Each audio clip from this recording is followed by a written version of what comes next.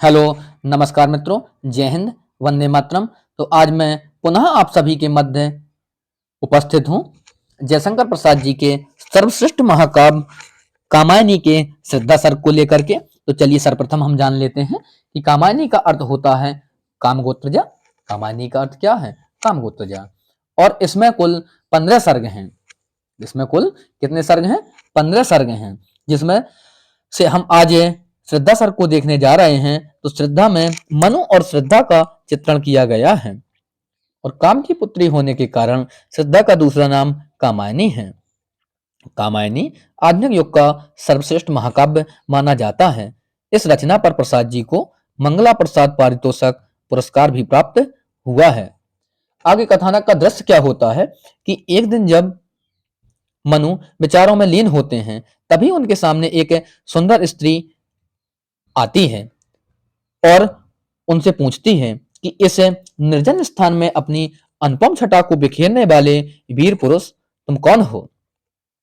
और चिकने चर्मखंडों से ढका हुआ उस स्त्री का अर्धनग्न शरीर ऐसा प्रतीत होता है जैसे काले बादलों के वन में बिजली के फूल खिल रहे हों। वह गांधार प्रदेश की रहने वाली श्रद्धा होती है, जिसकी सुंदरता और अनुपम छटा को देख करके मनु मन मुग्ध हो जाते हैं या मोहित हो जाते हैं और वह उनसे पूछ उठते हैं। तब वो उन्हें बताती हैं कि हिमालय के दर्शन के लिए मैं घर से निकली थी और इस वृक्ष के नीचे कुछ खाद्य सामग्री को देखकर मैंने अनुमान लगाया कि अवश्य ही यहाँ पर कोई पुरुष अभी तक जीवित है, कोई व्यक्ति। मनु ने कहा, मैं एक अभागा व्यक्ति हूँ। मैंने अपनी आंखों से असर के स्वप्न विनाश का क्रूर देखा है, यानी मैंने की प्रकृति के इस क्रूरतम रूप को देखा है। तब श्रद्धा उनसे कहती है कि प्रसिद्ध परिस्थितियों में चक्र में पीस कर कभी कभी ऐसे अशोक भावना का उत्पन्न होना स्वाभाविक है। तुम्हारा अति दुख में रहा, यह बात सत्य है, लेकिन इसी प्रकार से यदि तुम कल्पना करते हो कि मेरा भविष्य भी दुख में रहेगा, तो ये उचित नहीं है।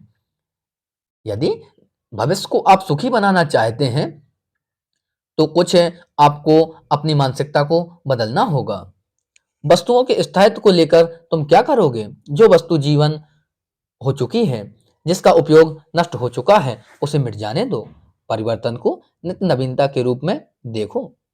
किसी का एकाकी जीवन कभी सफल नहीं रहा।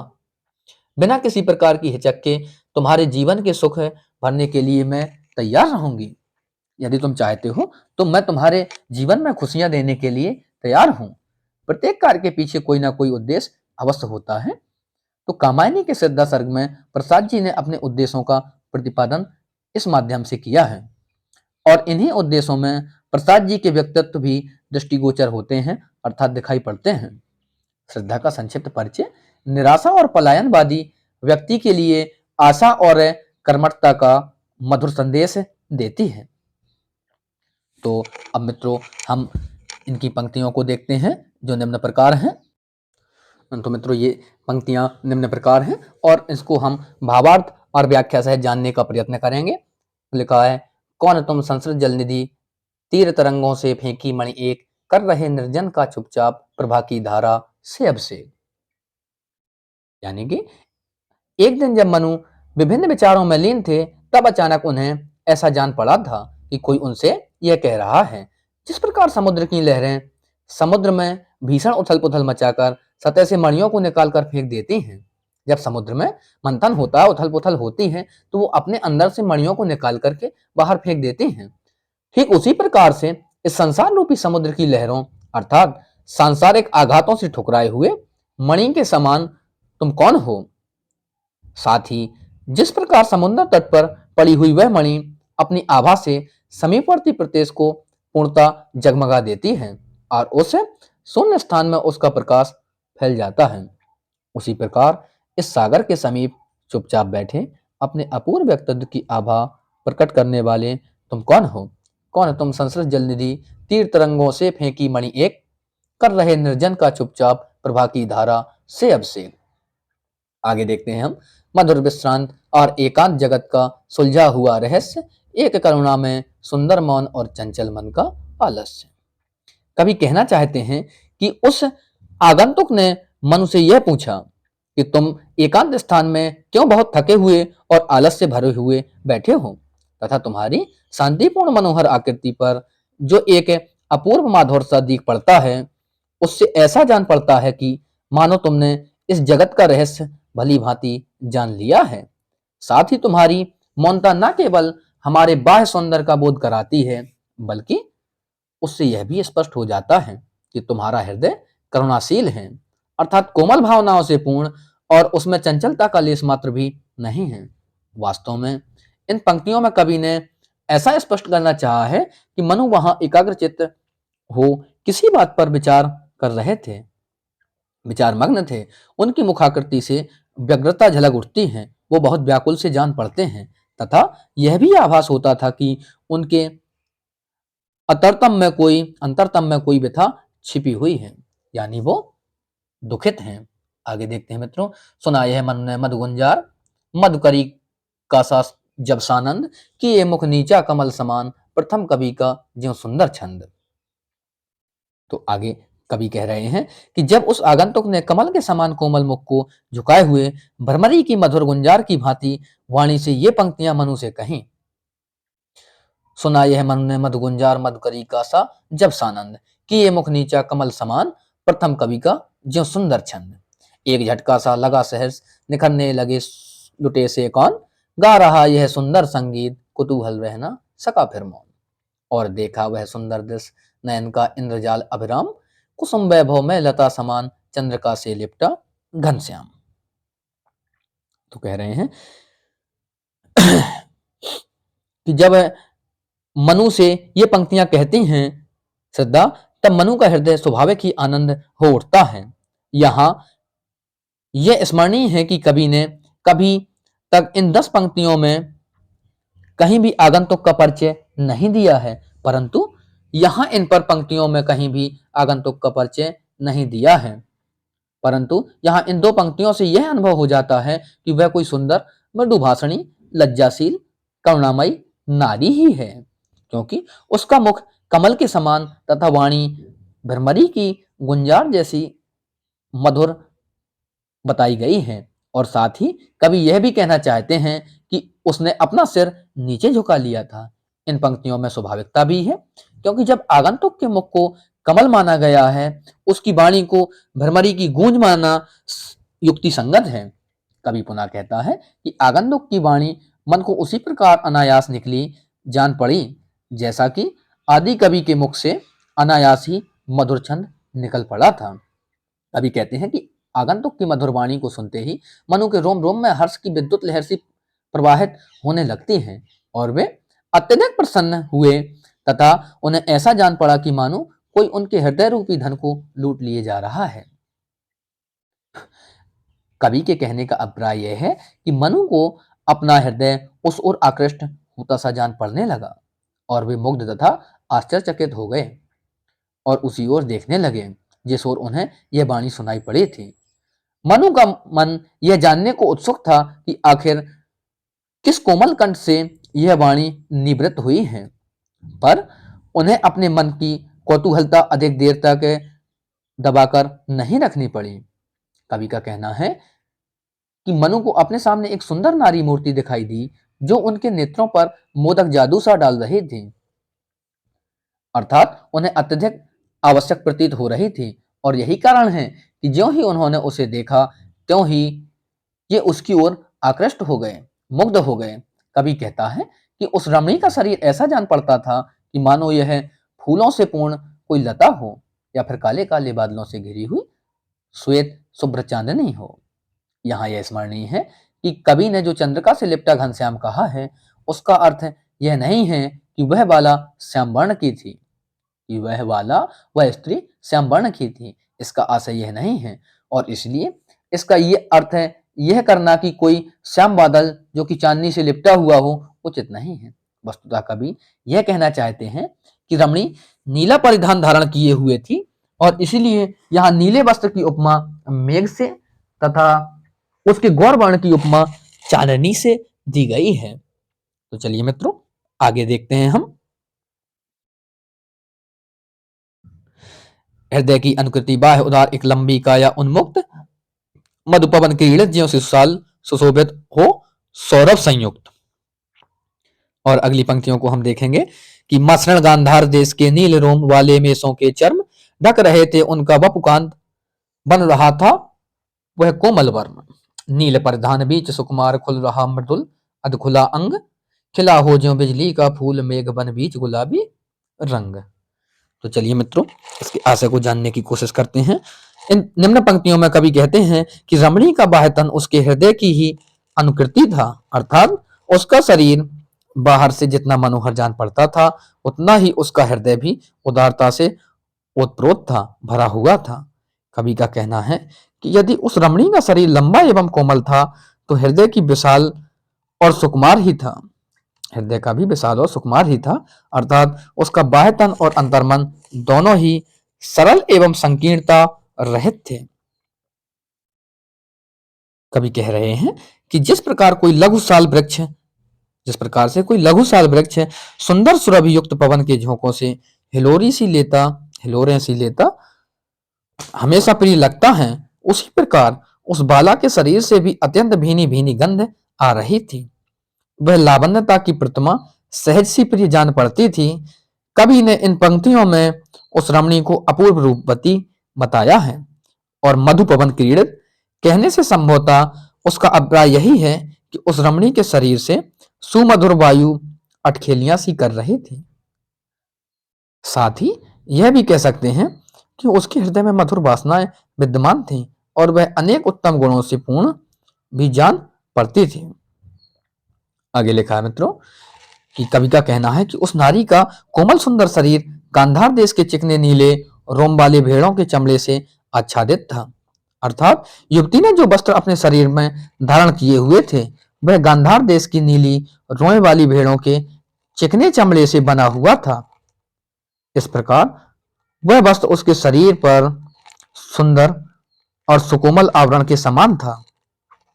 कभी मनुख से प्रश्न करने वाली आगंतुक रमणी श्रद्धा का रूप वर्णन करते हुए आगे कहते हैं कि उस रमणी के नीले वस्त्र में से उसका सुकुमार एवं सुंदर शरीर कहीं खुला हुआ था, अर्थात प्रधान युक्त स्थानों के अतिरिक्त उसके शरीर के अन्य अंग खुले हुए थे और वे ऐसे लग रहे थे, ऐसे जान पड़ रहे थे कि मानो काले बादलों रूपी वन में गुलाबी रंग के बिजली के फूल खिल उठे हों।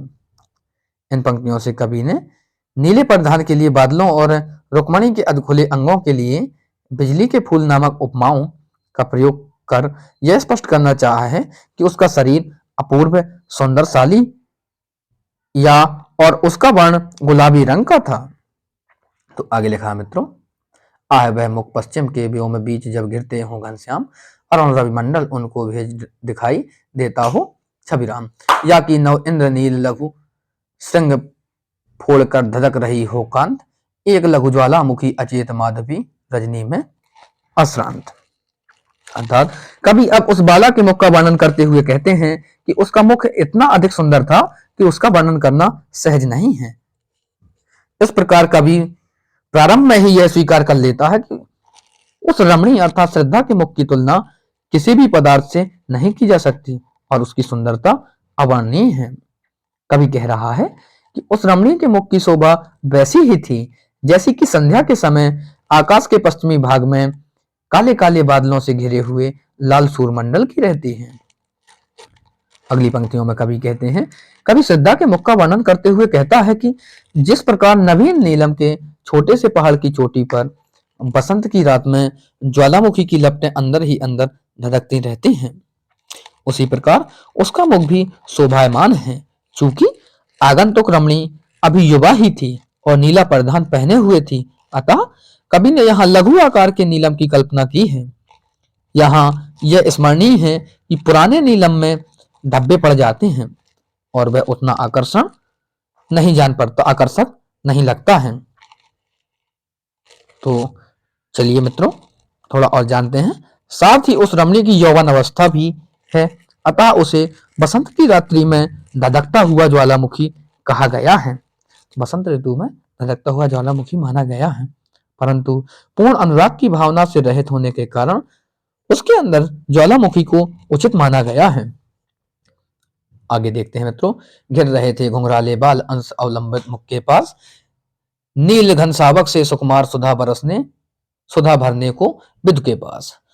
और उस मुख पर वह मुस्कान, रक्त किसले पर ले विश्राम, अरुण की एक किरण अम्लान अधिक अलसाई हो अभिराम, नित्य यौवन छवि से ही दीप्त विश्व की करुण कामना मूर्ति, स्पर्श के आकर्षण से पूर्ण, प्रकट करती ज्यों जड़ में स्फूर्ति। तो चलिए मित्रों आगे देखते हैं। कवि कहते हैं कि उस नवयुवती के मुखड़े पर घुंघराले बाल इस प्रकार बिखरे हुए थे कि मानो काले बादलों के सुकुमार शिशु ही चंद्रमा के समीप अमृतपान करने के लिए पहुंच गए हों। कह रहे हैं कि कवि यहां घुंघराले बालों की उपमा बादलों के छोटे छोटे सुकुमार बच्चों से दे रहा है तथा मुख को चंद्रमा मानता है। इस प्रकार उसकी दृष्टि में जिस तरह काले काले बादल चंद्रमा के समीप एकत्र हो जाते हैं और ऐसा प्रतीत होता है कि मानो वो उसकी सुधा रस का पान करना चाहते हों, उसी प्रकार उस बाला के कंधे तक लटकने वाले घुंघराले केसों को देखकर यह आभास होता था कि मानो वे भी उसके चंद्रमा सदृश मुख का अमृतपान करने के लिए एकत्र हुए हों। कवि अगली पंक्तियों में कह रहे हैं कि उस नव यौवना के मुख पर मंद मंद हंसी को देख यही अनुमान होता था कि संभवतः प्रभातकालीन बाल रूप अर्थात बाल रवि की कोई आभायुक्त किरण ही किसी लाल कोपल पर विश्राम करती हुई वहीं टिक गई है और इस दशा में यह अत्यंत सुंदर जान पड़ती है। आगे लिखा है मित्रों कि कवि उस आगंतुक रमणी का रूप वर्णन करते हुए आगे कहते हैं कि उसे देखकर ऐसा प्रतीत होता था कि मानो संपूर्ण सृष्टि की करुण भावना ने ही एकत्र होकर शरीर धारण कर लिया हो, अर्थात वह बाला अनंत करुणामयी ही जान पड़ती थी। साथ ही उसका यौवन शाश्वत यानी कि सत्य ही है, अर्थात हमेशा बना रहने वाला है और उसकी देह दुति जिस तरह आज आभा युक्त है उसी तरह हमेशा ऐसी बनी रहेगी तथा उसके शरीर की शोभा कभी भी कम ना होगी। कवि के कहने का अभिप्राय है कि वह बाला न केवल अपूर्व सुंदरी है अपितु करुणामयी भी है और उसके इस लौकिक सौंदर्य को देखते ही मन इस प्रकार उसकी ओर आकृष्ट हो उठता है कि स्वाभाविक ही उसे स्पर्श करने की आकांक्षा होने लगती है। इतना ही नहीं, वह इतनी सुंदर थी कि जड़ पदार्थों में भी स्फूर्ति जागृत करने की अर्थात चेतना उत्पन्न करने की शक्ति रखती थी। आगे देखते हैं मित्रों, उषा की पहली रेखाकांत माधुरी से भीगी भरमोद, मद भरी जैसे उठे संजल सालज्ज, भोर की तारक दुत की गोल, कुसुम कानन अंचल में मंद पवन प्रेरित सौरभ साकार, रचित परमाणु पराग शरीर खड़ा हो ले मधु का आधार। आगे लिखा है और पड़ती हो उस पर शुभ्र नवल मधुरा का मन की साध, हंसी का मद विह्वल प्रतिबिंब मधुरमा, खेला सादृश्य अबाध। तो चलिए मित्रों इसमें देखते हैं, कभी आगे कहते हैं कि जिस प्रकार प्रभातकालीन तारे की अपूर्व शोभायुक्त अक्षय्या से मधुरिया से ओतप्रोत उल्लासपूर्ण वादकता भरी और लज्जायुक्त उषा की पहली सुनहली किरण उठती है, उसी प्रकार उस बाला के सुंदर मुख पर हल्की सी मुस्कुराहट छा रही थी। कवि ने यहाँ प्रीतम की गोद में रात्रि भर सोने के पश्चात प्रभात काल में उठने वाली किसी नारी की कल्पना की है और उनका कहना है कि उस नारी के मुख पर जो हर्ष, मादकता एवं लज्जा दिख पड़ती है वही उस बाला के मुख पर भी दिखाई देती थी।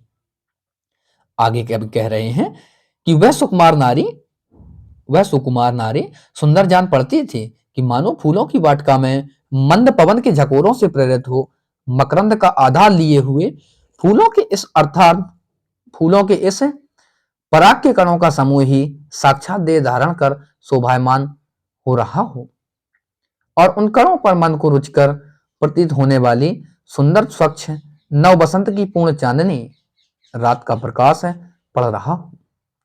इतना ही नहीं, उस बाला के सुंदर मुखड़े पर रम्य क्रीड़ा युक्त अर्थात मधुरता से ओतप्रोत मंद मंद उठने वाली मुस्कुराहट भी स्वाभाविक दिख पड़ती थी।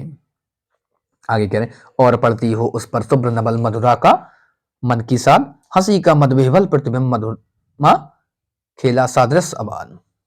आगे लिखा है मित्रों, तो देखते हैं हम इसको।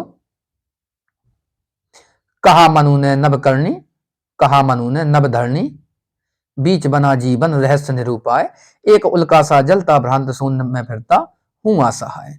शैल निर्झरना बना हतभाग्य। आगे लिखा है कि शैल निर्झरना बना हतभाग्य, गल नहीं सका जो कि हिमखंड, दौड़कर मिला ना जल निधि अंग, आह पैसा ही हूं पाषंड। पहेली सा जीवन है व्यस्त उसे सुलझाने का अभिमान, बनता है विस्मृत का मार्ग, चल रहा हूं बनकर अनजान। तो आगे कवि कह रहे हैं, कवि कह रहा है कि उस आगंतुक अर्थात श्रद्धा की बातें सुनकर मनु ने उनसे कहा कि इस आकाश और पृथ्वी के मध्य उनका जीवन एक रहस्य बनकर रह गया है। अर्थात वे इस प्रकार अनगिनती यानी कि अनगिनत उलझनों से घिर गए हैं कि उन्हें यही नहीं समझ आता है कि इन उलझनों को कैसे सुलझाया जाए। मनु का कहना है कि जिस प्रकार अंतरिक्ष से टूटा हुआ तारा जलते जलते शून्य में असहाय सा हो इधर उधर भटकता फिरता है, उसी प्रकार उन्हें भी अब वृथा रूपी जलन को लेकर इस निर्जन प्रदेश में बिना किसी सहारे के इधर उधर भटकना पड़ रहा है। अगली पंक्तियों में मनु कह रहे हैं कि उनका जीवन तो अब एक प्रकार से पाषंड मात्र ही रह गया है, अर्थात उसमें किसी भी प्रकार की वास्तविकता या गति के चिन्ह नहीं रहे तथा उन्हें यह जीवन बिल्कुल व्यर्थ बिताना पड़ रहा है। इस प्रकार मनु का यही कहना है कि जिस प्रकार पर्वत के अस्तित्व की सार्थकता झरनों के रूप में प्रवाहित होने में ही है, अन्यथा वह तो जड़ ही कहा जाता है, उसी प्रकार मेरा जीवन भी उसी पर्वत खंड के समान ही है। कारण कि उससे अभी तक किसी भी प्रकार का स्रोत निर्झरित नहीं हो सका। इतना ही नहीं, मनु अपने जीवन को उस हिमखंड जैसा मानते हैं जो कि सरिता बनकर सागर में नहीं मिल सका। मनु उस आगंतुक श्रद्धा से कह रहे हैं कि मेरा जीवन तो पहेली के समान उलझा हुआ है और मैं उसे भरसक प्रयत्न करके ही सुलझा नहीं पाता। मैं उसे सुलझाने के लिए पूर्ण प्रयत्न भी कर रहा हूं और यह भी समझ में नहीं आता है कि आखिर उसका क्या कारण है कि मैं उसे नहीं सुलझा पाता हूं। मनु का कहना है कि इस प्रकार मैं बिना सोचे समझे अनजान सा बनकर अपना जीवन व्यतीत कर रहा हूं। तो मनु ने बता दिया, तो आगे देखते हैं। पहेली सा जीवन है व्यस्त उसे सुलझाने का अभिमान, बताता है विस्मृत का मार्ग, चल रहा हूं बनकर अनजान। यहां तक हमने देखा, तो अब आगे देखते हैं। भूलता ही जाता दिन रात सजल अभिलाषा कलित अतीत, बढ़ रहा तिमिर गर्भ में नित्य, दीन जीवन का यह संगीत। क्या कहूं क्या हूं मैं उद्भ्रांत, क्या कहूं क्यों हूं मैं या क्या हूं मैं उद्भ्रांत, विवर में नील गगन के आज, वायु की भटकी एक तरंग शून्यता का उजड़ा सा राज, एक विस्मृत का स्तूप अचेत ज्योति का धुंधला सा प्रतिबिंब, और जड़ता की जीवन राशि सफलता का संकलित विलंब। तो आगे मित्रों लिखा है,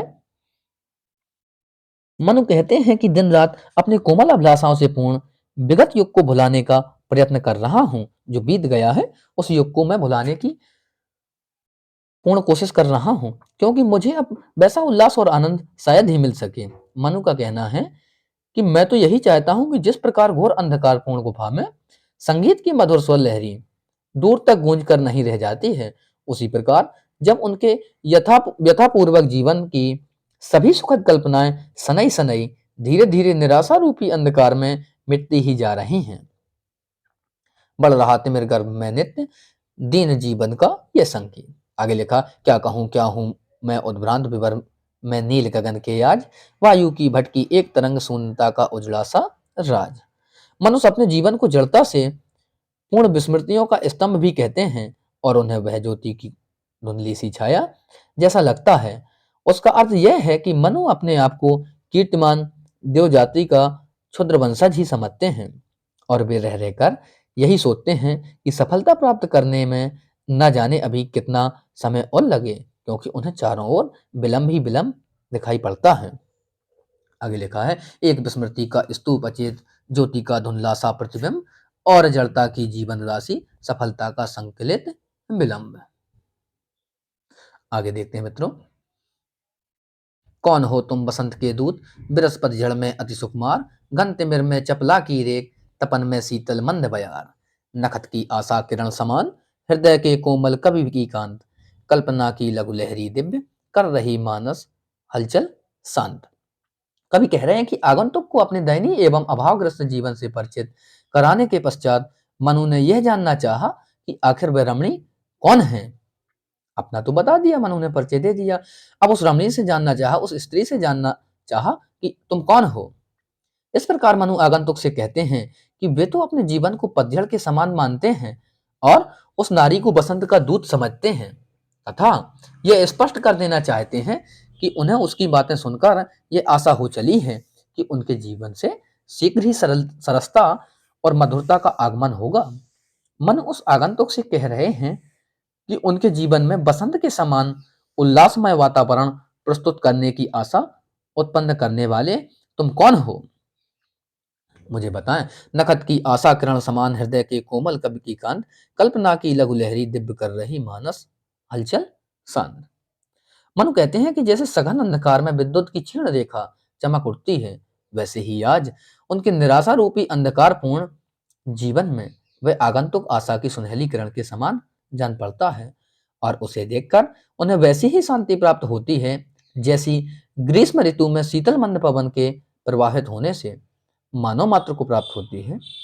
इतना ही नहीं, मनु उस आगंतुक को अंधकार में नक्षत्र की किरण के समान मानते हैं, अर्थात उनकी दृष्टि में वह रमणी उनके नैराश्यपूर्ण हृदय में आशा की किरण के समान है। इसीलिए उसका आगमन होते ही उनके मानस प्रदेश की समस्त हलचल शांत हो गई है और उन्हें वैसी ही अनिवर्चनीय आनंद प्राप्त हो रहा है जैसा कि किसी कोमल भावनाओं वाले कवि को दिव्य मनोहर कल्पना के उदय होने पर प्राप्त होता है। तो अगली पंक्तियों को देखते हैं। लगा कहने आगंतुक व्यक्ति, मिटाता उत्कंठा सा विशेष, दे रहा हो कोकिल सानंद सुमन को, जो मधुमेह संदेश। आगे लिखा मित्रों। भरा था मन में नव उत्साह, सीख लूं ललित कला का ज्ञान, इधर रह गंधर्वों के देश, पिता की हूं प्यारी संतान। घूमने का मेरा अभ्यास बढ़ा था, मुक्त व्योम तल नित्य, कुतूहल खोज रहा था, व्यस्त हृदय सत्ता का सुंदर सत्य। कवि का कहना है कि मनु के उद्गारों को सुनने के पश्चात वह आगंतुक व्यक्ति, वह रमणी, उनकी जिज्ञासा शांत करने के लिए अपनी मधुर वाणी से अपना परिचय उसी प्रकार देने लगा जिस प्रकार कोयल प्रसन्न होकर फूल को बसंत आगमन की सूचना देती है। अतः इन पंक्तियों से फूल और मधुमेह नामक दोनों ही शब्द श्लिष्ट हैं तथा सुमन का अर्थ फूल के साथ साथ सुंदर मन वाला और मधुमेह का अर्थ बसंतमय एवं मधुर दोनों ही माना जाना चाहिए। इस अर्थ कहा कि इस दूसरे अर्थ के आधार पर यह कहा जा सकता है कि उस आगंतुक ने सुंदर मन वाले मनु को भावी जीवन की मधुर आशाएं बनाएं। वह आगंतुक रमणी अपना परिचय देते हुए कह रही है कि मैं अपने पिता की अत्यंत प्यारी संतान हूं और मेरे मन से हमेशा से ललित कलाओं का ज्ञान प्राप्त करने की उत्कृष्ट अभिलाषा रही है। इस प्रकार मैं इधर गंधर्वों के देश में रहकर अपनी अभिलाषा पूर्ण कर रही हूँ। घूमने का मेरा अभ्यास बढ़ा था, मुक्त व्योम तल नित्य, कुतूहल खोज रहा था, व्यस्त हृदय सत्ता का सुंदर सत्य। उस आगंतुक रमणी का कहना है कि स्वच्छंद प्रकृति की होने के कारण मैं इस विस्तृत उन्मुक्त आकाश के नीचे दिन प्रतिदिन इधर उधर घूमती रहती थी और इस प्रकार मेरी यह आदत सी पड़ गई कि चारों ओर घूमकर प्रकृति की सुंदर छवि देखी जाए। वह बाला कहती है कि इस प्रकार प्रकृति के विभिन्न दृश्यों की मनोहर सुषमा को देख आश्चर्यचकित हो मैं अपने हृदय से उठने वाले रहस्यों को सुलझाने की चेष्टा करती और हमेशा यह सत्य जानने को उत्सुक रहती कि आखिर इन सुंदर वस्तुओं में विद्यमान सत्य क्या है। तो चलिए मित्रों आगे देखते हैं। दृष्टि जब जाती हिमगिर और प्रश्न करता मन अधिक अधीर, धरा की यह सिकुड़न भयभीत आह कैसी है, क्या है पीर। मधुरमा लिखा है कि मधुरमा में अपनी ही मौन एक सोया संदेश महान, सजग हो करता था संकेत, चेतना मचल उठी अनजान। बढ़ा मन और चले ये पैर शैलमालाओं का श्रृंगार, आंख की भूख मिटी है, देख आह कितना सुंदर संभार। तो आगे लिखा है मित्रों, वह आगंतुक रमणी कह रही है कि मेरा मन प्राकृतिक दृश्यों की सुषमा निहार कर रहस्यपूर्ण हो जाता था और कुतूहल मिटाने के लिए भी वह स्वाभाविक ही अधीर हो उठता था। अतः हिमालय पर्वत को देखकर ही कभी कभी मैं यह सोचने लगती कि आखिर धरती के हृदय में ऐसी कौन सी पीड़ा है या उसे कौन सा कष्ट है कि उसके कारण उसके मस्तिष्क पर चिंता की सिकुड़न पड़ गई। यहाँ यह रमणी यहाँ यह स्मरणीय है कि जब कोई भी प्राणी किसी व्यथा से पीड़ित होता है और उसके मन में चिंताएं सी उठने लगती हैं, उस समय स्वाभाविक ही उसके मस्तिष्क पर सिकुड़न आ जाती है। अतः इन पंक्तियों में वह बाला हिमालय को धरती के ललाट की सिकुड़न ही मानती है। हिमालय को धरती के ललाट की सिकुड़न ही मानती है और उसका अनुमान है कि कदाचित किसी आंतरिक व्यथा के कारण पृथ्वी के मस्तक पर सिकुड़न सी पड़ गई है और यही सिकुड़न हिमालय के रूप में दिख पड़ती है। तो आगे लिखा है मित्रों, मधुरमा में अपनी ही मौन एक सोया संदेश महान, सजग हो करता था संकेत, चेतना मचल उठी अनजान। वे आगंतुक बाला कहती है कि हिमालय पर्वत के मौन सौंदर्य की ओर देखने पर कभी कभी यह भी आभास होने लगता कि उसकी इस नीरव सुषमा में कोई ना कोई महान और गुप्त संदेश अवश्य है। इस प्रकार मेरे मन में यह जानने की इच्छा बलवती हो उठी कि आखिर वह संदेश क्या है। बढ़ा मन और चले ये पैर शैलमालाओं का श्रृंगार, आग की भूख मिटी यह देख आह कितना सुंदर संभार। उस रमणी का कहना है, उस स्त्री का कहना है कि ज्यों ही मेरे मन का हिमालय के मौन सौंदर्य में विद्यमान गुप्त संदेश जानने की उत्सुकता जागृत हुई, त्यों ही मेरे चरण, मेरे पैर भी आगे बढ़ चले। इसी प्रकार रमणीय पर्वत श्रृंखलाओं में अनेक मनोहर दृश्य को देख मेरे नेत्रों की प्यास बुझ गई और मैं इस निष्कर्ष में पहुंची कि यह पर्वत ऊपर वैभवशाली है तथा उनकी साज सज्जा भी मनोहारिणी है। मनोहारिणी, मन का हरण करने वाली। तो चलिए मित्रों आगे देखेंगे। एक दिन सहसा सिंधु अपार लगा टकराने, नगतल क्षुब्ध अकेला यह जीवन निरूपाय, आज तक घूम रहा विश्रब्ध। यहाँ देखा कुछ बलि का अन्न भूत हितरत, किसका यह दान, इधर कोई है अभी सजीव, हुआ ऐसा मन में अनुमान। तपस्वी क्यों इतने हो क्लांत वेदना का, यह कैसा वेग, आह तुम कितने अधिक हताश, बताओ यह कैसा उद्वेग। तो आगे वह बाला मनु से पुनः कहती है, क्या कहती हैं कि एक दिन अचानक इसी हिमालय पर्वत के नीचे अपार सागर अपने पूरे वेग से उमड़ उठा और वह गरजता हुआ पर्वत की तलहटी से टकराने लगा। वस्तुतः इन पंक्तियों में उस रमणी ने भीषण जल प्रलय की ओर संकेत किया है और उसका कहना है कि एक दिन हिमालय पर्वत के चारों ओर जल ही जल दिख पड़ने लगा तथा उसी समय से मैं नित प्रायसी हो इधर उधर अकेली निश्चिंत घूम रही हूं। यहाँ देख कुछ बल का अंत, भूत हित रत किसका यह दान, इधर कोई है अभी सजीव, सजीव जीवित, हुआ ऐसा मन में अनुमान।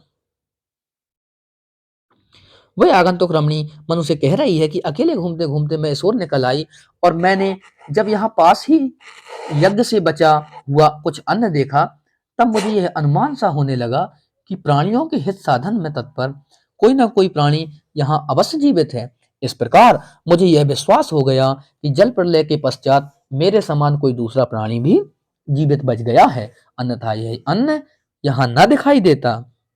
आगे वह स्त्री कहती है, तपस्वी क्यों इतने हो क्लांत वेदना का यह कैसा वेग, आह तुम कितने अधिक हताश, बताओ यह कैसा उद्वेग।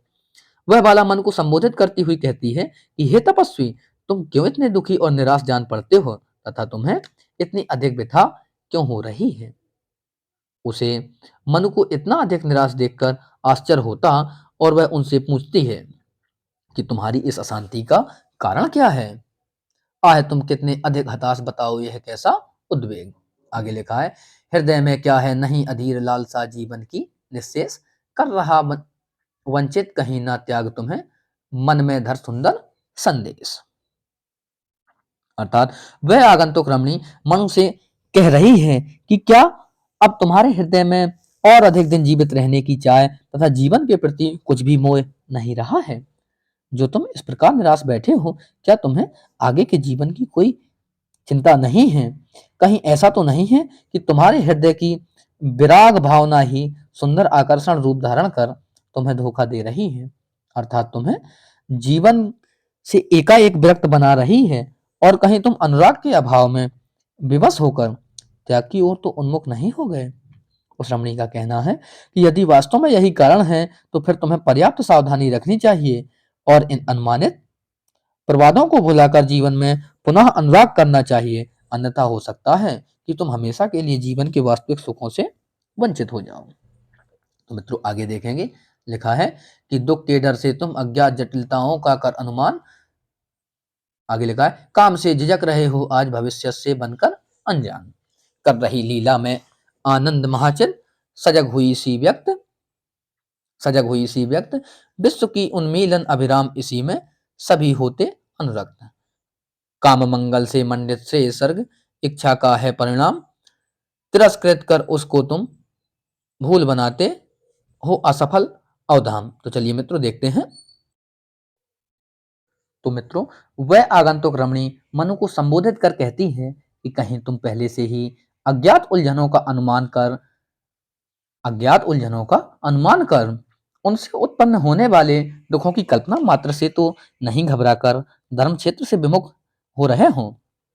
इसका अभिप्राय यह है कि बहुत मनुष्य स्वयं ही अज्ञात कल्पनाओं के भय से डरकर जीवन से प्रगति करना छोड़ पलायन की प्रवृत्ति धारण करते हैं और कभी भी प्रगति नहीं कर पाते। वस्तुतः भय तो मन की अनुभूति ही है, जो और अज्ञात भय की कल्पना से ही कभी कभी बहुत से लोग साहस खो बैठते हैं। अतः वह बाला मन को स्वाभाविक ही यह प्रेरणा देना चाहती है कि व्यर्थ है ही ना घबराएं और जीवन से प्रेम करना सीखें। इसीलिए वह कहती है कि कहीं इस भय से कि जीवन दुखमय ना हो, वे अज्ञात उलझनों की कल्पना कर कर्म क्षेत्र से पीछे तो नहीं हट रहे हैं। उनका कहना है कि वे यह क्यों भूल जाते हैं कि कल्पनाओं में वास्तविकता नहीं रहती और हम जो भी अनुमान करते हैं वह कभी पूर्ण सत्य नहीं होता। अतः यह भी संभव है कि आज जिस भविष्य की कल्पना से हम भयभीत हो रहे हों वह उससे सर्वथा भिन्न हो और हम केवल आशंकाओं से ही भयभीत हो रहे हों। कर रही लीला में आनंद महाचिर सजग हुई सी व्यक्त, विश्व का उन्मीलन अभराम इसी से सब होते अनुरक्त। आगे लिखा है काम मंगल से मंडित से सर्ग, इसका है परिणाम, तिरस्कृत कर उसको तुम भूल बनाते हो असफल भवधाम। तो आगे लिखा है कि वह बाला कह रही है कि यह सृष्टि जो कि अत्यंत सुंदर एवं आकर्षक प्रतीत होती है और जिसमें सभी अनुरक्त हैं, वास्तव में चेतन ब्रह्म अर्थात परमात्मा की लीला का ही व्यक्त रूप है। अतएव जब ईश्वर स्वयं ही कर्म में लीन है, तब उसके द्वारा निर्मित मानव का कर्म से विमुख होना अनुचित ही है। यहाँ यह स्मरणीय है कि सृष्टि निर्माण के संबंध में यह मत प्रचलित है कि जब परमात्मा एकाकीपन के भार से ऊब गया, तब उसकी इच्छा एक से अनेक हो जाने की हुई और इसी अभिलाषा से उसने अपनी माया शक्ति से इस संसार को रच दिया। इसलिए यह अनुमान किया जा सकता है कि परमात्मा की आनंदपूर्ण लीला से ही सृष्टि निर्माण होने के कारण यह संसार अत्यधिक सुंदर और आकर्षक प्रतीत होता है। यही कारण है कि आगंतुक रमणी भी मनु को यह प्रेरणा देती है कि मानव मात्र को कर्म में रत रहने पर ही सच्चा सुख मिल सकता है। वह बाला मनु से पुनः संबोधित करते हुए कहती है कि जब हम इस सृष्टि की उत्पत्ति पर विचार करते हैं तो यह स्पष्ट हो जाता है कि उसकी उत्पत्ति काम अर्थात इच्छा से हुई है और यह उसका ही परिणाम है। इस प्रकार कवि ने श्रद्धा द्वारा सृष्टि के निर्माण को ही सर्वोपरि सिद्ध किया है और वास्तव में जब मनुष्य को किसी वस्तु की आकांक्षा होती है तब वह कर्म में प्रवृत्त होता है। वास्तव में इस सृष्टि से भांति भांति की कामनाएं उत्पन्न होकर जगत कर्म क्षेत्र में प्रवृत्त करती हैं, अन्यथा सृष्टि का विकास असंभव था। यह तो निर्विवाद रूप से स्वीकार किया जा सकता है कि शुभ कर्म करने से कल्याण होता है, अतः काम का तिरस्कार करना युक्ति संगत नहीं है। इस प्रकार श्रद्धा मनु से कहती है कि तुम वैराग्य धारण कर काम अर्थात इच्छा का तिरस्कार कर बड़ी भारी भूल कर रहे हो और इससे तुम्हारा सांसारिक जीवन असफल सिद्ध होता है। तो आगे देखते हैं, काम काम मंगल से मंडित श्रेय सर्ग इच्छा का है परिणाम, तिरस्कृत कर उसको तुम भूल बनाते हो सफल अवधाम। तो चलिए मित्रों आगे देखते हैं,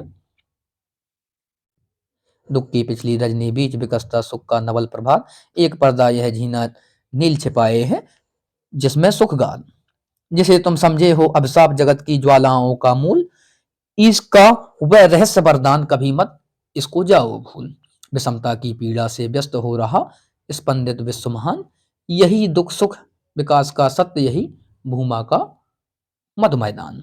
अर्थात वह रमणी श्रद्धा मनु से कह रही है कि जिस प्रकार रात्रि के समाप्त होने पर सुखद सवेरा आ जाता है, ठीक उसी प्रकार दुख के पश्चात सुख का आगमन भी स्वाभाविक ही है।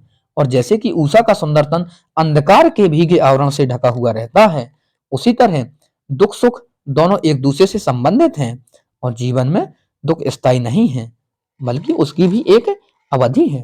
अतः दुख सुख दोनों ही जीवन के क्रमानुसार आते जाते रहते हैं जीवन में, और प्रत्येक मनुष्य को चाहिए कि वह धैर्य धारण करे तथा कभी भी दुख में अपना साहस न खो बैठे। इस प्रकार मनुष्य को यह विश्वास रखना चाहिए कि जिस प्रकार साधन अंधकार मिटते ही सुखद प्रभात की शुभ्र आभा दृष्टिगोचर होती है, उसी प्रकार दुख रूपी पर्दा हटते ही सुख का नवीन संसार झलक उठता है। वह बाला श्रद्धा मनु से कह रही है कि तुम जिस दुख को अपने अमंगल समझते हो और जिसे तुम संसार की सभी आपत्तियों का मूल समझ बैठे हो, वह वास्तव में ईश्वर द्वारा ही प्रदत्त है।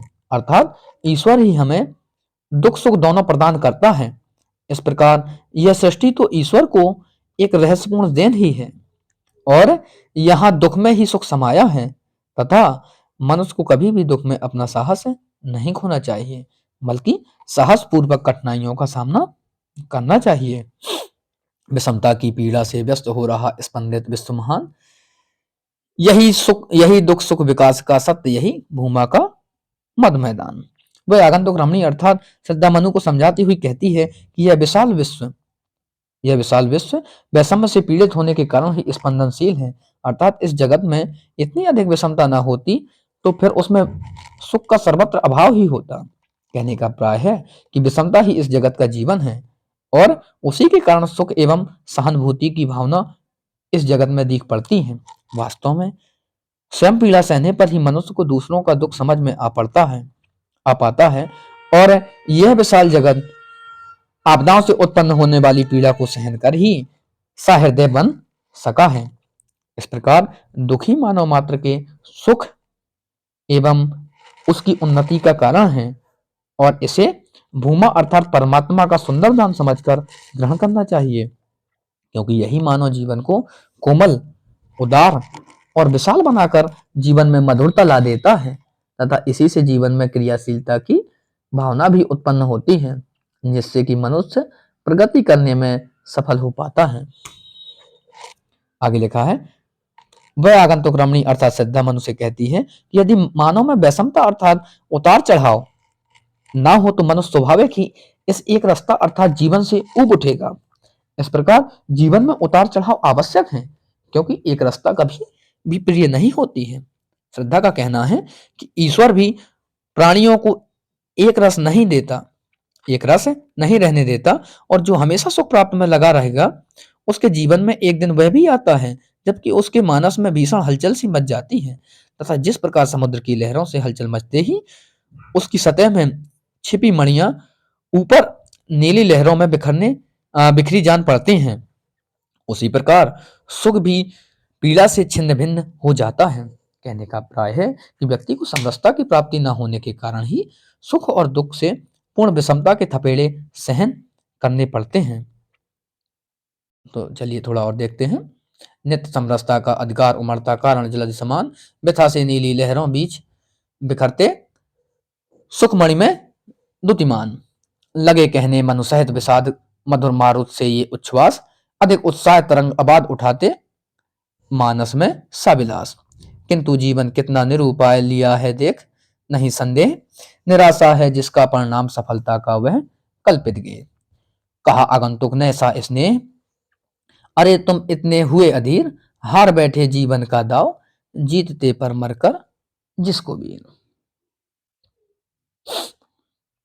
उस आगंतुक रमणी अर्थात श्रद्धा के उद्गारों को सुनकर मनु ने व्यथापूर्ण वाणी ने उनसे कहा कि जिस प्रकार वायु के मधुर झकोरे मानसरोवर में एक प्रकार की हलचल सी उत्पन्न कर देते हैं, उसी प्रकार तुम्हारी इन बातों को सुनकर मेरे हृदय में उत्साह एवं आनंद के अनेक भाव उठ रहे हैं।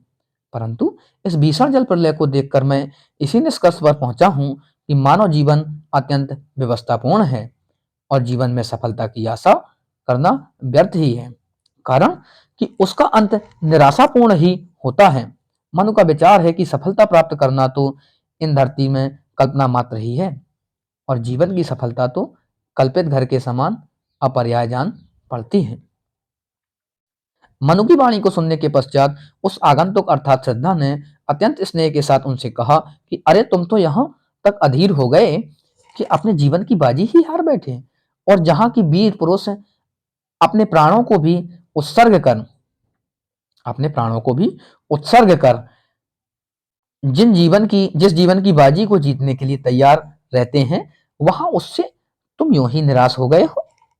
इस प्रकार श्रद्धा ने यहाँ यही कहना चाहा कि इस विश्व में वही विजय होता है जो बिना किसी भय से अपने प्राणों की बाजी लगाने के लिए तैयार रहता है, और जो पहले से ही हताश होकर पराजय स्वीकार कर लेता है वह कभी भी कर्मवीर नहीं कहला सकता। वस्तुतः सफलता प्राप्त करने के लिए दृढ़ता अपेक्षित है, और जो पहले से ही पराजय स्वीकार कर लेता है भला वह कभी भी प्रगति कैसे कर सकता है।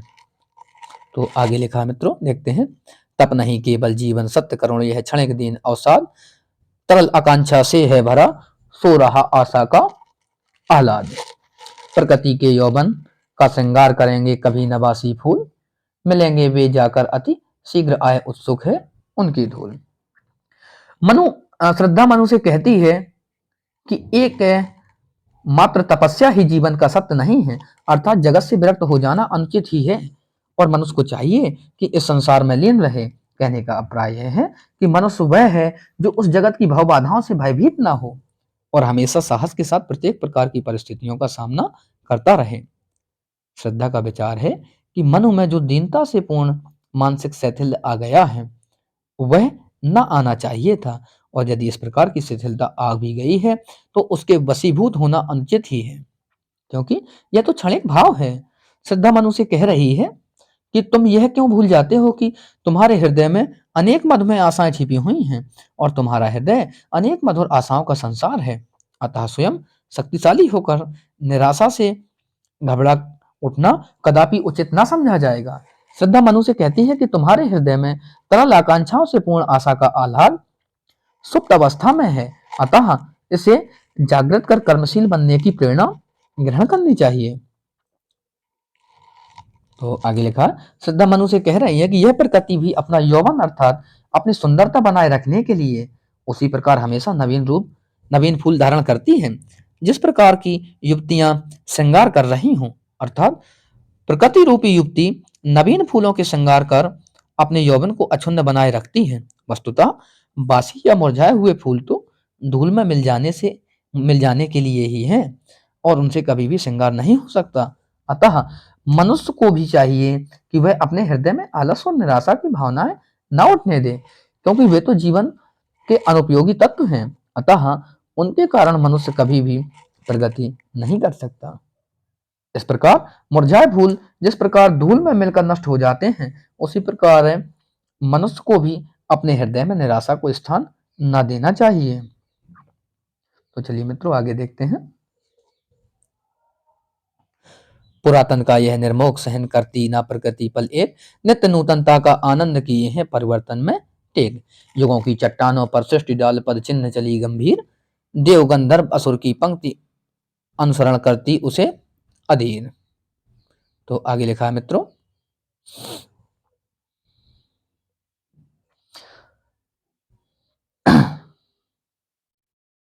श्रद्धा का कहना है कि प्रकृति कभी भी प्राचीनता के इस आवरण को क्षण भर के लिए भी सहन नहीं कर सकती और अनुपयोगी तत्वों को तो वह नष्ट ही कर देती है।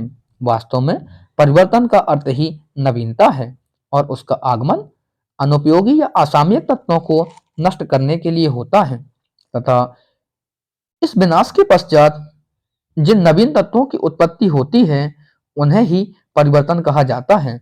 इस प्रकार परिवर्तन आनंद का ही सूचक है और बिना परिवर्तन आनंद प्राप्ति भी असंभव है।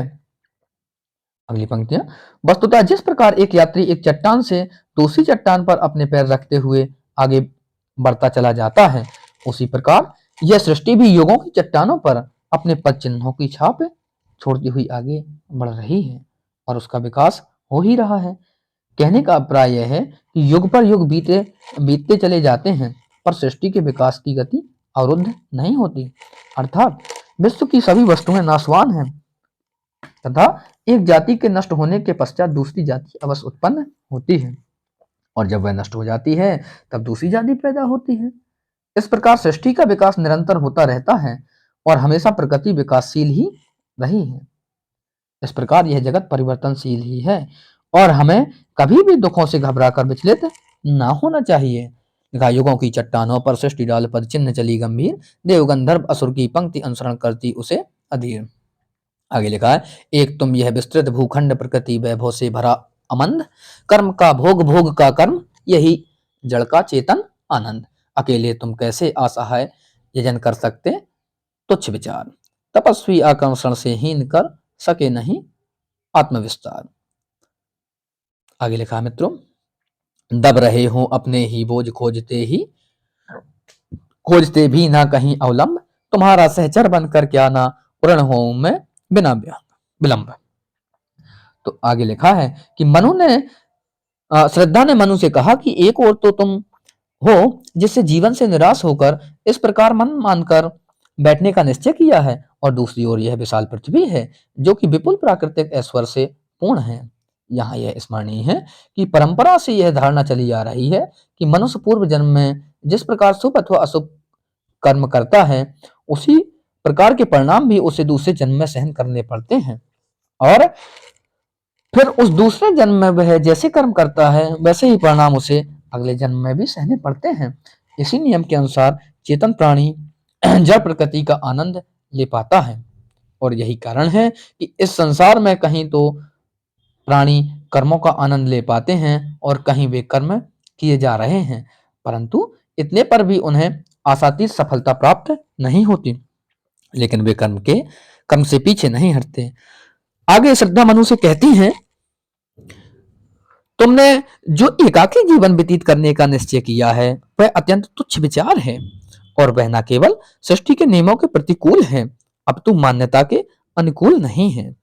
वास्तव में कोई भी प्राणी अकेले कोई भी कार्य नहीं कर सकता, अतः मनुष्य भी एकाकी रहकर बिना किसी दूसरे की सहायता लिए जीवन यज्ञ करने में असमर्थ ही रहेंगे और उनका आकर्षणहीन एकाकी जीवन आत्मविस्तार की संभावनाएं भी दूर कर देगा, अर्थात वे अपनी आत्मा का विकास भी न कर सकेंगे।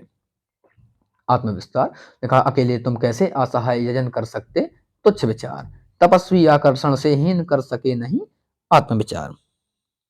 तो आगे लिखा है कि दब रहे हूं अपने ही बोझ खोजते भी ना कहीं अवलंब, तुम्हारा सहचर बनकर क्या ना उड़न हो मैं बिना विलंब।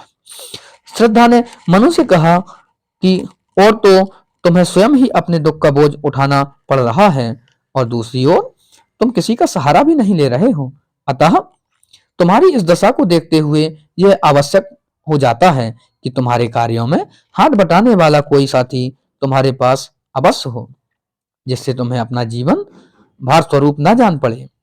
श्रद्धा पुनः मनु से कहती है कि सब बातों को सोचने विचारने के पश्चात मैंने यह निश्चय किया है कि बिना किसी विलंब के तुम्हें अपना सहयोग प्रदान कर अपने कर्तव्य का पालन करूं। उसका कहना है कि मुझे तुम्हारा साथी बनकर अपने आप की उड़न ही कर लेना चाहिए क्योंकि वही मेरा धर्म है। तो मित्रों आगे लिखा है,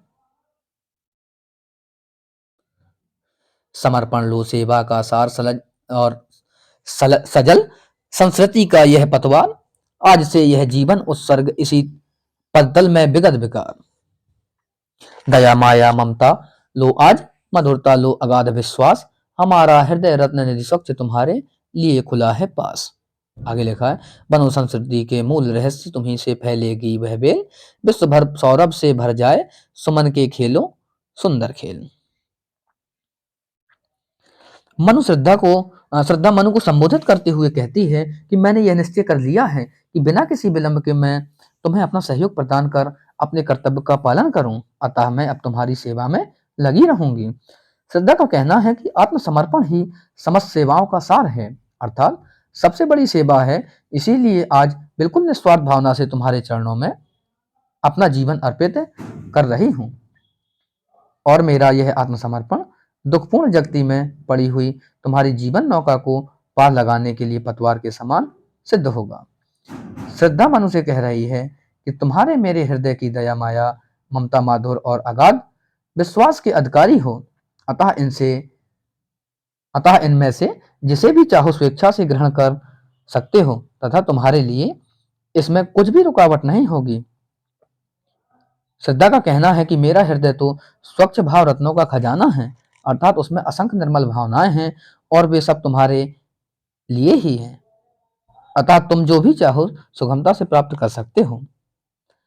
श्रद्धा मनु को संबोधित करते हुए कहती है कि मेरी अभिलाषा यह है कि तुम इस संस्कृति के मूल रहस्य अर्थात मूल आधार बनो और भावी संस्कृति की यह लता तुम्ही से फले फूले, अर्थात तुम्हारे द्वारा ही सृष्टि का विकास हो। साथ ही जिस प्रकार लता के फूल वातावरण को सुरमित बनाए रखते हैं, उसी प्रकार मेरी यही मनोकामना है कि फूलों की भांति तुम्हारी सुंदर संतति के सुकार्यों से तुम्हारा यश समस्त सृष्टि में व्याप्त हो। आगे लिखा है, और यह क्या तुम सुनते नहीं विधाता का मंगल वरदान, शक्तिशाली हो विजयी बनो विश्व में गूंज रहा जयगान। डरो मत अरे अमृत संतान, अग्रसर है मंगलमय वृद्धि, पूर्ण आकर्षण जीवन केंद्र, खिंची आवेगी सकल समृद्धि। देव असफलताओं का ध्वंस प्रचुर उपकरण जुटाकर आज, पड़ा है बनमान और संपत्ति, पूर्ण हो मन का चेतन राज।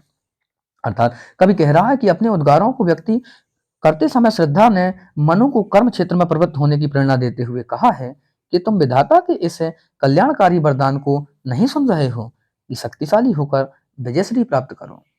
इसका अभिप्राय यह है कि ईश्वर भी यही चाहता है कि मानव प्राणी शक्तिवान होकर विजयी बने और मनुष्य हाथ पर हाथ धरे न बैठा रहे। श्रद्धा मनु से कह रही है कि तुम हमेशा यह याद रखना चाहिए आपको कि आज समस्त सृष्टि में देवताओं की यही वाणी गूंज रही है और सब वे स्वयं देव संतान हैं, तो उन्हें इस प्रकार कर्म से विमुख होकर पलायनवादी दृष्टिकोण ना अपनाना चाहिए। श्रद्धा मनु से कह रही है कि जब तुम स्वयं देव पुत्र हो तो तुम्हें निडर होकर कर्म पर अग्रसर होना चाहिए। किसी भी प्रकार का आलस दिखाना या अज्ञान आशंकाओं से भयभीत होकर बैठ जाना उचित नहीं है। श्रद्धा मनु से कहती है कि तुम्हारा भविष्य अंधकारपूर्ण नहीं है, बल्कि मंगल में वृद्धि अर्थात कल्याणकारी विधान तुम्हारे सामने है। और जब तुम अपने जीवन को आकर्षण की शक्तिशाली केंद्र बनाओगे, तब तुम्हारे सामने विश्व का समस्त सुख एवं वैभव खिंचता चला आएगा। इस प्रकार तुम्हें भयभीत होकर या आलस्य बस कर्तव्य क्षेत्र से विमुख होकर पलायन के प्रति प्रेम न दिखाना चाहिए। देव असफलताओं का ध्वंस प्रचुर उपकरण जुटाकर आज, पड़ा है बन मानव संपत्ति, पूर्ण हो मन का चेतन राज। तो आगे श्रद्धा कहती हैं, श्रद्धा का कहना है कि जिस प्रकार जीर्ण क्षीण पुरानी वस्तुओं को गलाकर नवीन वस्तुओं का निर्माण किया जाता है, उसी प्रकार देवताओं की असफलताओं के कारणों अर्थात जिन कारणों से उनका विनाश हुआ है, उस पर विचार कर इस नवीन विचारधारा के आधार पर मानव संस्कृति का निर्माण किया जा सकता है।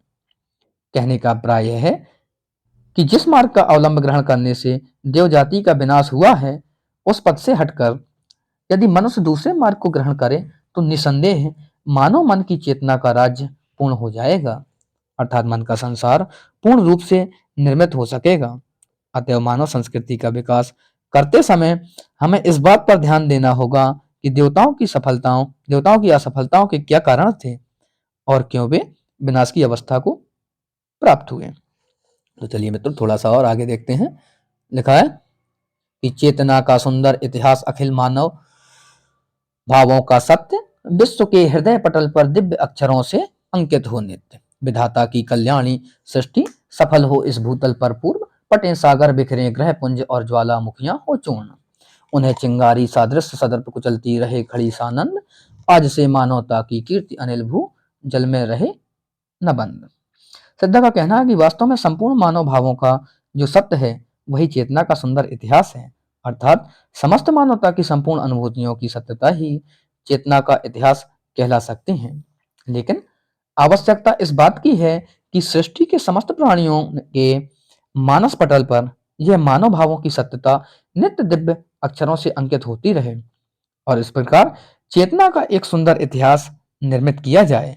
कहने का अभिप्राय यह है कि विश्व के समस्त प्राणी यह बात भली भांति समझ लें कि मनोभावनाओं को उनके प्राकृतिक रूप में ग्रहण करना ही वास्तविक जीवन है, अर्थात कभी भी किसी भी प्रकार के संकोच या भय से किसी प्राकृतिक इच्छा का दमन नहीं होना चाहिए।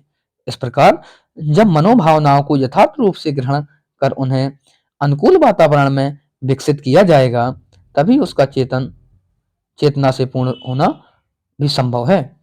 श्रद्धा ने पुनः कहा कि मेरी हार्दिक अभिलाषा तो यही है कि ईश्वर द्वारा रची गई यह मंगलमयी सृष्टि इस पृथ्वी पर पूर्ण रूप से सफल हो और चाहे सभी स्थानों पर समुद्र ही दिखाई पड़े, अर्थात जल फैल जाए और सूर्य चंद्र व तारे आदि ग्रह अपने स्थानों से विचलित हो उठें तथा चाहे अनेक ज्वालामुखी पर्वत पर फटने लगें, परंतु मनुष्य को कभी भी किसी भी प्रकार विचलित नहीं होना चाहिए।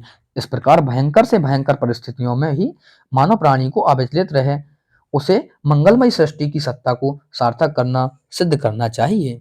तो चलिए आगे देखते हैं। जलज जलज के फूटे कितने उत्सदीप कच्छप, डूबे उतराएं किंतु वह खड़ी रहे, दृढ़ मूर्ति अभ्युदय का कर रही उपाय। विश्व की दुर्बलता बल बने पराजय का बढ़ता व्यापार, हंसता रहे उसे साबिलास शक्ति का क्रीड़ामय संसार। शक्ति के विद्युत कण जो व्यस्त विकल बिखरे हैं, हो निरूपाय, समन्वय उसका करे समस्त, विजयनी मानवता हो जाए। तो आगे लिखा है श्रद्धा ने पुनः कहा कि मेरी और आगे लिखा श्रद्धा ने पुनः कहा कि जिस प्रकार हम गर्व और आनंद के साथ अपने पद तल की आग में भयंकर चिंगारी को कुचल देते हैं, उसी प्रकार हमें आपदाओं को तुच्छ समझकर उल्लास पूर्वक अपना मस्तक ऊंचा उठाए प्रगति पथ पर अग्रसर होना चाहिए, जिससे कि मानवता का यश जल, थल और पवन सभी में व्याप्त हो जाए।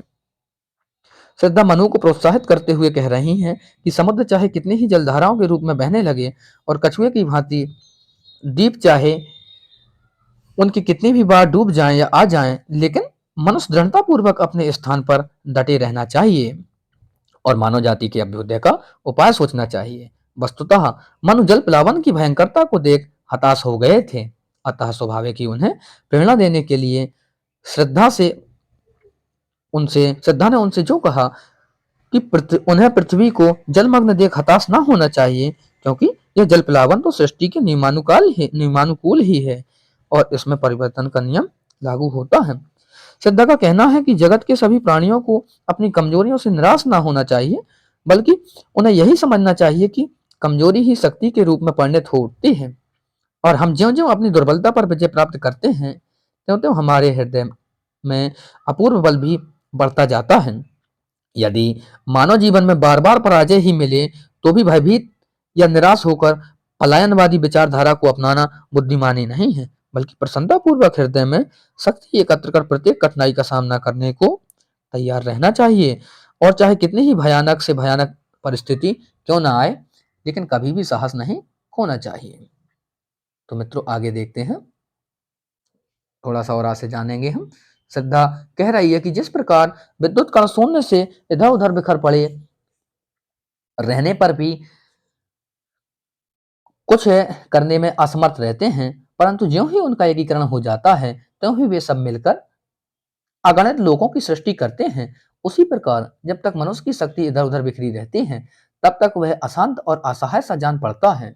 इस प्रकार मनुष्य को चाहिए कि वह बिखरी हुई शक्ति को एकत्र कर शक्ति समन्वित हो जाए और ऐसा करने पर तो मानवता की विजय निर्विवाद रूप से होगी। मानवता की विजय हो जाएगी। शक्ति के विद्युत कण जो व्यस्त विकल बिखरे हैं, हो निरूपाय, समन्वय उसका करे समस्त विजयनी मानवता हो जाए। तो मित्रों, आज हमने प्रसाद जी के सर्वश्रेष्ठ महाकाव्य कामायनी के श्रद्धा सर्ग को व्याख्या सहित जानने का प्रयत्न किया।